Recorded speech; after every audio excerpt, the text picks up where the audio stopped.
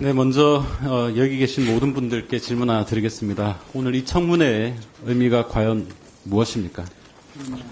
대통령이 지명한 고용노동부 장관 후보자가 장관을 맡기에 정말 적격한 사람인지 검증하는 자리가 인사청문회입니다.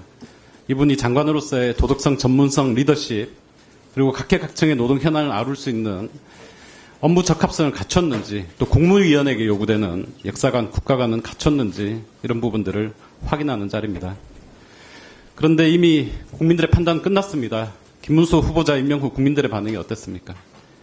119 긴급 전화로 관등 성명 대라던 김문순대 사건의 그 김문수요. 불법 파업엔 손해배상 폭탄이 특효약이라고 말한 사람이 고용노동부 장관을 한다고요? 였습니다. 청문을 할 필요도 없는 사람이란 것이죠. 현실이 이렇습니다. 후보자께서 오늘 거듭 최선을 다해서 성찰하고 고치겠다, 또 몸을 낮추겠다 이렇게 말씀하시지만 국민들은 김문수라는 사람이 고용노동부 장관이 되는 것을 거부합니다.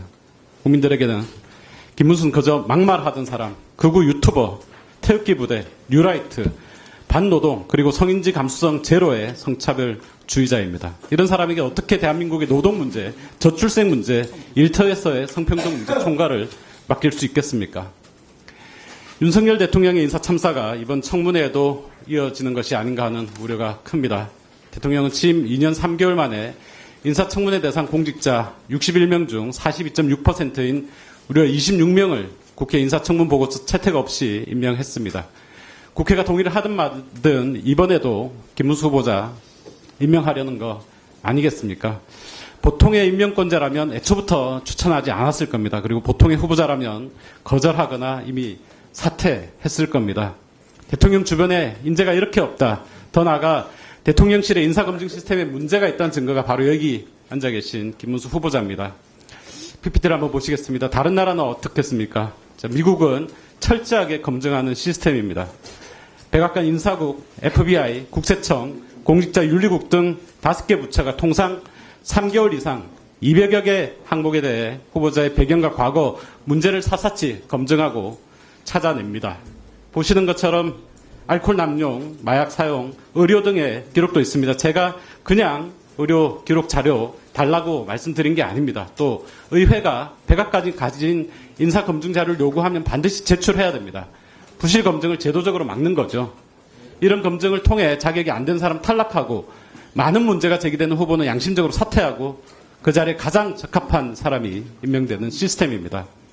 반면 우리는 어떻습니까? 대통령실이 검증을 주도하면서 대통령의 의중만 반영되는 하향식 인사 시스템입니다.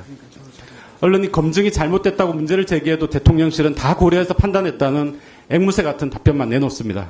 국회가 이 사람은 아니라고 판단해도 그냥 임명하는 무대뽀식 인사, 눈 가리고 아웅식 인사입니다. 청문회에 임하는 의원 입장에서 정말 심각한 회의감이 듭니다.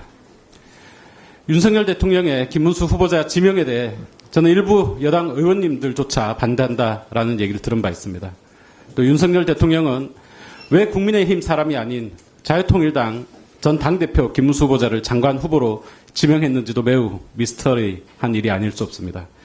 김문수 후보자 2020년 1월 자유통일당 대표 수락연설에서 우리 태극기 부대만이 대한민국을 적화통일로부터 막을 수 있다라고 말했습니다. 그리고 청문회 서면 질의에 대한 답변서에서는 자유통일당은 국민의힘과 정치적 지향이 다르지 않다고 답변했습니다. 지금도 같은 생각이십니까? 예, 같은 생각입니다. 자유통일당의 정강 한번 보시겠습니다. 김정은 노동당 정권을 신속히 해체시키고 북한 동포를 구출한다. 반주사파법 제정하여 주사파 세력들과 그들이 만든 주사파 촛불 문화를 척결하고 정교조와 민노총을 해산한다. 상속세와 부유세를 폐지한다입니다. 후보자, 민노총 정교조 여전히 해산해야 한다고 생각하고 있습니까? 해산을 하는 것은 어렵기도 하고 또 저 합법적인 노조에 대해서는 헌법과 노동법의 보호를 받는다고 생각합니다. 예, 당대표 시절하고는 생각이 좀 달라졌다라는 말씀이시네요.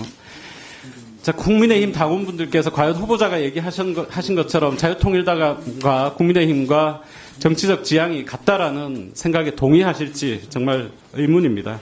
또 궁금한 게 있습니다. 지금 김문수 후보자 정치적 지향이 국민의힘에 가깝습니까? 아니면 자유통일당에 가깝습니까? 자유통일당은 해산되고 없습니다. 네, 해산됐는데 당시의 정강 정책이 홈페이지에 남아있죠. 어느 쪽에 가깝습니까? 저는 뭐 국민의힘을 오랫동안 한 사람이기 때문에 국민의힘하고 자유통일당하고 완전히 다르다 이렇게 보지 않고 국민의힘과 같이 활동한 게 많습니다.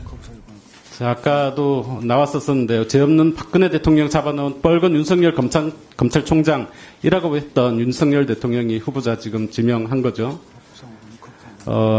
윤석열 대통령이 후보자를 장관 후보로 지명한 이유가 뭐라고 생각하시죠?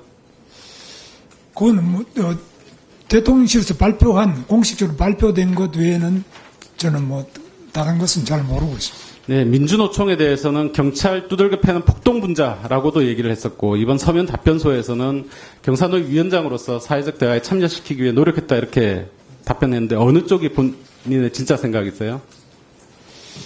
뭐 저는 나름대로 사회적 대화를 위해서 노력을 했다고 생각합니다.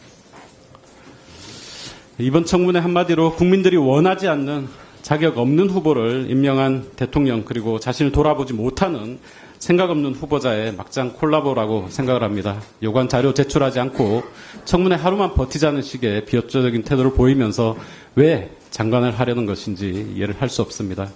국민들이 과연 이런 막말 색깔론자가 장관이 되는 거 보기를 원하실까요?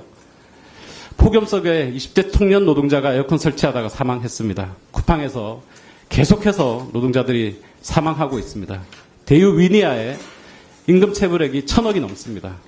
한국 옵티칼 7조 원이 넘는 매출을 올리고도 11명 고용 안 하겠다고 합니다. 아이셀 원인이 뭔지, 관련자 누군지, 유가족 해법은 뭔지, 재발 방지 대책은 무엇인지 아직도 오리무중입니다.